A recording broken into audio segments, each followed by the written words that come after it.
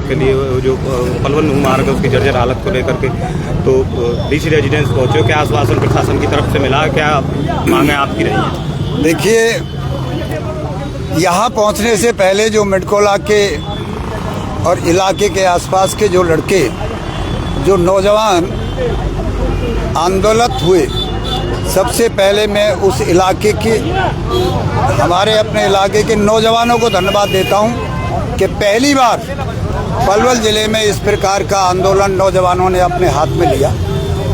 और जितनी सड़क की हालत ख़राब थी उसमें कई मौतें हुई नौजवानों की, इसलिए वो रोष था नौजवान।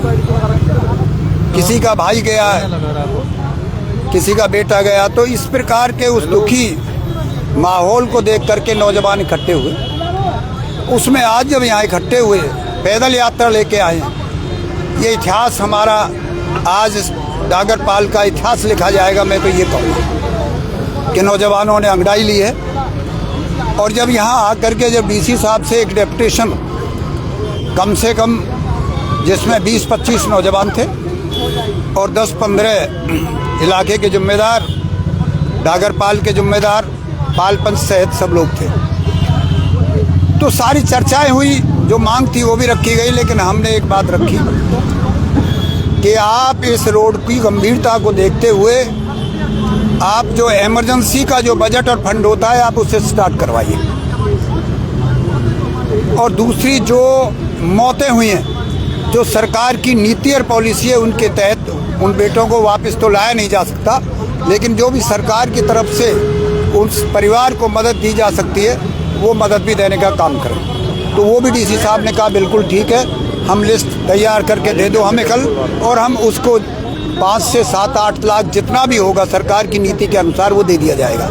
तीसरा, जो पिडोली के एक्शन, उनकी लापरवाही को उन्होंने बार बार डीसी पलवल ने इंकित किया और उनको कहा गया ये इंश्योर करूंगा कि यदि अब कोई इस प्रकार की घटना हुई तो आपके खिलाफ कार्रवाई करेंगे और मुझे जरूर मजबूर होना पड़ा तो मुकदमा दर्ज भी करेंगे आपके खिलाफ। प्रशासन के खिलाफ भी जो है मुकदमा दर्ज करने की बात कही गई। हमने ये बात कही कि यदि इस प्रकार की और घटना हुई और ये एक्शन पीडब्ल्यूडी बैठे, हमने तो बड़े खुले शब्दों में डीसी साहब के सामने भी कहा कि यदि इन्होंने लापरवाही बरती, डीसी के महोदय के कहने के बाद भी इस इलाके के हजारों की संख्या में नौजवानों ने आंदोलन, पैदल यात्रा करके अपनी मांग को हाईलाइट करने के बावजूद भी, तो अब तक तो ये नौजवान थे, हम सब लोग बैठेंगे और एक्शन पीडब्ल्यूडी के खिलाफ मुकदमा दर्ज तक करवाएंगे, उनके खिलाफ भी आंदोलन किया जाएगा। तो ये भी हमने भीतर कहा है। तो डीसी साहब ने हमारी बात को गंभीरता से लिया है और उन्होंने जो मांग थी, और इमरजेंसी में कल से काम शुरू हो जाएगा। और एक लेयर का जो है ना, लेयर का मतलब ये है कि जो अब जो फिलहाल मौजूद जो सड़क है 2 लाइन है, इसको एक लेयर करके मजबूत तरीका से कर दिया जाएगा। और साथ के साथ जो 4 लाइन है उसका प्रोसेस शुरू कर रखा है और इसको तेज गति से बढ़ाने का काम करेंगे। तो मुख्य रूप से ये है, जो आज के नौजवानों ने जो आंदोलन किया है, इसकी सफलता की कुंजी हमें नजदीक नजर आ रही है। जिन्हें आंदोलन शुरू किया छोड़ दोगे जी,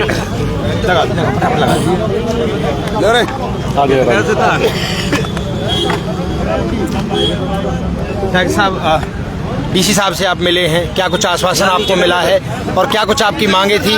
क्या लग रहा है कि अब आप की जो सरदारी है वो संतुष्ट हो पाई है? डीसी साहब का आश्वासन, मांग तो हमारी थी 4 लेन बनाने की, बहुत जल्दी से जल्दी कि 4 लेन बनाया जाए। डीसी साहब ने 3 महीने का आश्वासन दिया है और जो मैनेजर थे HSIDC के वो हमें रिटर्न में उन्होंने दे दिया है। लेकिन हमारी दूसरी मांग थी कि जो जिन्होंने पहले ये रोड बनाया, जिस ठेकेदार ने, उसके खिलाफ मुकदमा दर्ज हो और उनसे 10-10 लाख रुपए रिकवरी करके इन जो हमारे भाई 5 भाई गुजरे हैं, शहीद हुए हैं, उनको ये 10 लाख रुपए मुआवजा दिया जाए प्रत्येक। अब कब काम चलेगा? अब जो फर्स्ट लेयर की तो जो एक लेयर डलनी है वो तो अभी विदिन 1-2 डे में ही काम चल जाएगा, और जो आश्वासन 4 लेन का वो 3 महीने बाद का है। क्या लगता है आपको कि अब समस्या का समाधान हो पाएगा? अब देखिए, आश्वासन तो पूरा दिया डीसी साहब ने, विश्वास भी करके चलेंगे हम प्रशासन पर, क्योंकि प्रशासन सरकार ही इसको बनाएगी। लेकिन नहीं होता तो हम आगामी कार्रवाई के लिए भी तैयार हैं। बहुत बढ़िया। आज देखा गया है कि जो जनप्रतिनिधि थे वो आज इस जन आक्रोश में शामिल नहीं हुए, क्या कारण मानते हैं उसका? अब वो डरे होंगे सरकार से उन्हें कुछ चाहिए, इसलिए वो नहीं आए हैं जनप्रतिनिधि।